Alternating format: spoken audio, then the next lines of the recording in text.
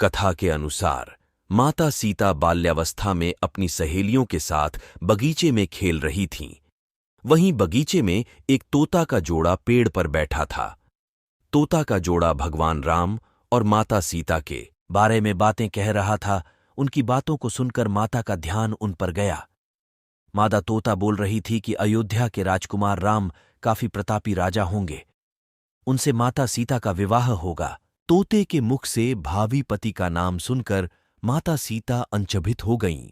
उन्हें अपने बारे में और जानने की इच्छा जागृत हुई, इसलिए उन्होंने अपनी सखियों से कहकर दोनों पंछियों को पकड़ लिया। फिर उन दोनों को पुचकारक पूछा कि भविष्य के बारे में इतना ज्ञान कहाँ से प्राप्त हुआ।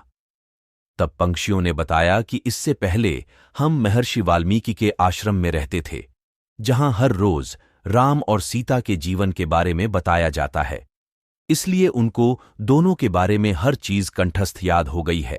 सीता जी ने पंछियों से कहा कि जिस जानक पुत्री सीता की तुम लोग बात कर रहे हो वह मैं ही हूं। मुझे मेरे और राम के बारे में और भी बातें जाननी हैं। तब नर तोता ने कहा कि हे सीता, आपका विवाह अयोध्या के राजा दशरथ के ज्येष्ठ पुत्र राम के साथ आपका विवाह होगा और आपकी जोड़ी तीनों लोकों में सबसे अद्भुत होगी।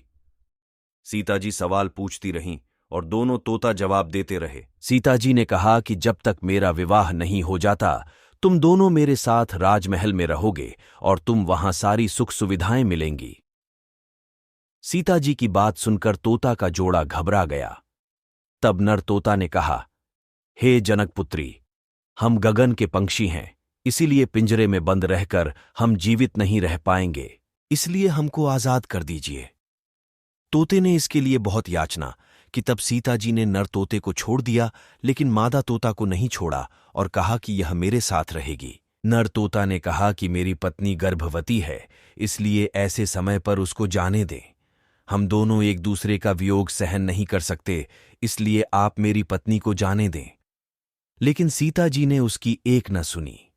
इस पर मादा तोता को बहुत गुस्सा आया और श्राप दिया कि जिस तरह तुमने गर्भावस्था में मेरे पति से मुझको अलग कर दिया है, वैसे ही गर्भावस्था के दौरान तुमको भी पति वियोग सहना पड़ेगा।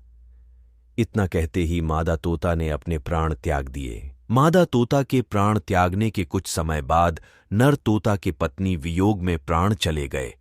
इससे माता सीता को बहुत दुख हुआ, लेकिन तब तक बहुत देर हो चुकी थी।